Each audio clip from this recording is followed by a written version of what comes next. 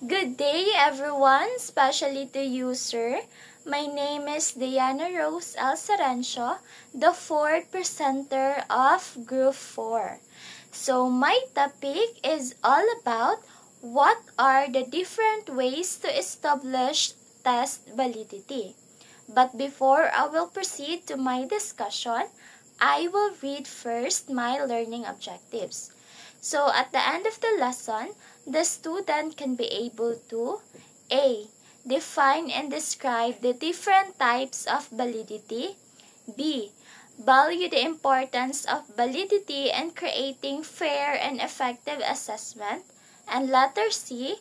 Identify and select appropriate tools and methods for evaluating test validity. So the first type of validity is the content validity. May I have Ms. Sabdal to read the definition and procedure of the content validity. Okay, thank you so much, Ms. Sabdal. So the content validity ensures that the test items represent the subject or content being measured.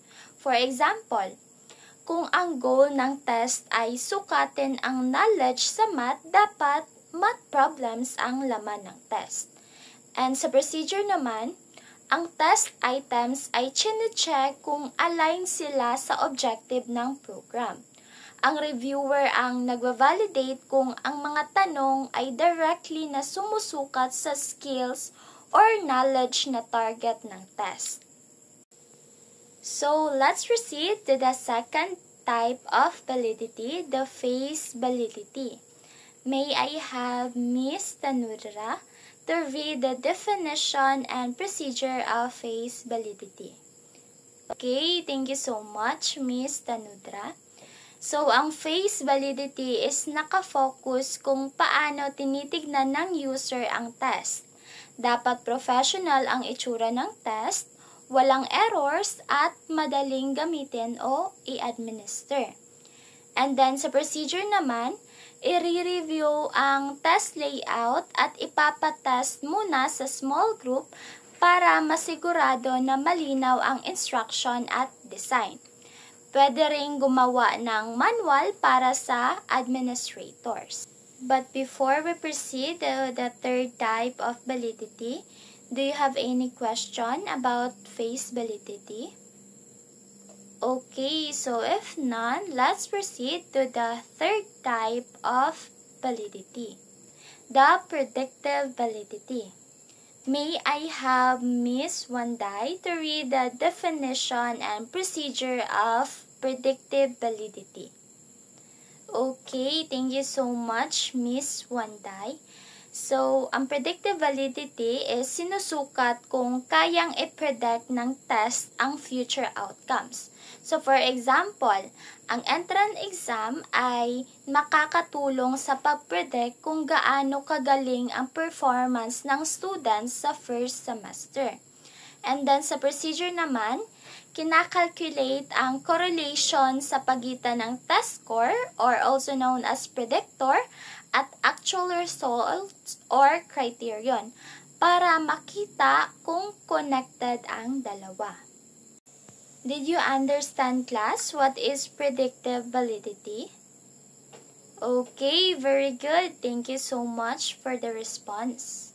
So, let's proceed to the fourth type of validity, the construct validity. May I have Ms. Sakilan to read the definition and procedure of construct validity? Okay, thank you so much, Ms. Sakilan. So, the construct validity checks kung related ang test item sa specific traits or factors na sinusukat. Dapat malakas ang connection ng mga items under each factor.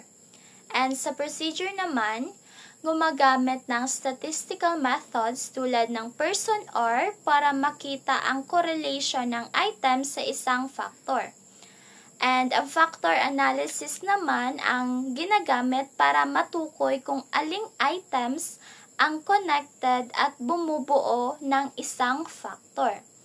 And then, for example, kung ang test ay para sa leadership skills, dapat may mga tanong tungkol sa decision making, communication, at teamwork. Sa factor analysis naman, makikita kung related ang mga tanong na ito sa leadership factor.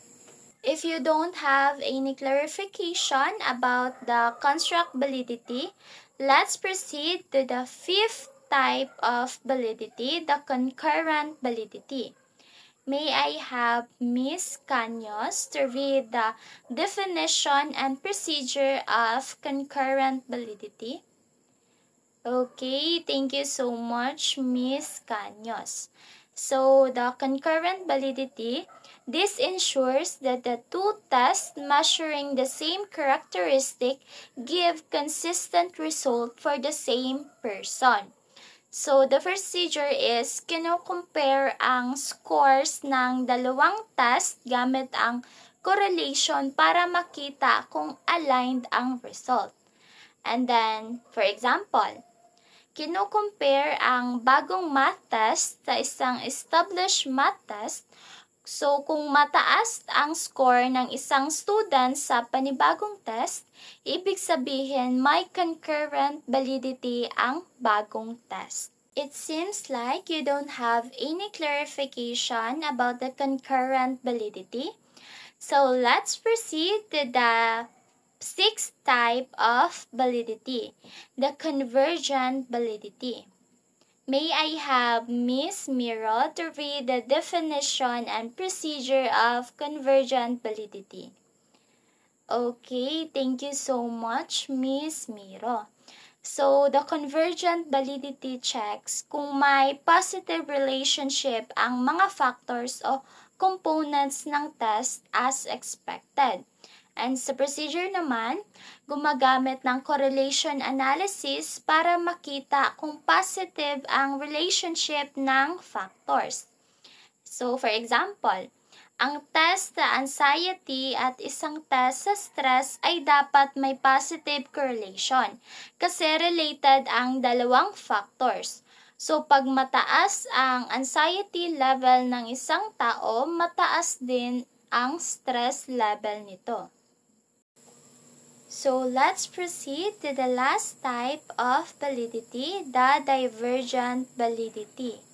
May I have Miss Undong to read the definition and procedure of divergent validity? Okay, thank you so much, Miss Undong. So, the divergent validity, this ensures na may negative relationship ang factors na expected na hindi related sa isa't isa.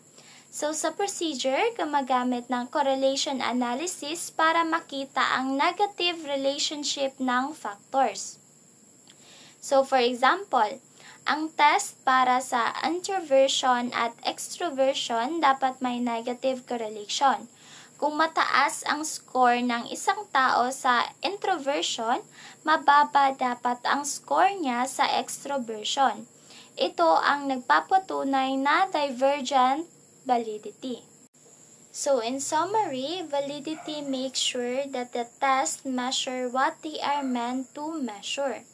The different types are the content, phase, predictive, construct, concurrent, convergent, and the last one is the divergent validity. So, this check if a test is reliable and useful. So, by using this, teachers and test makers can create clear and accurate tests for better decisions and education and other areas. Do you have any question, clarification, addition to our topic? So, if none, that's the end of my discussion. I hope you've learned something on our discussion for today. Thank you so much for watching and listening. Have a great day, everyone.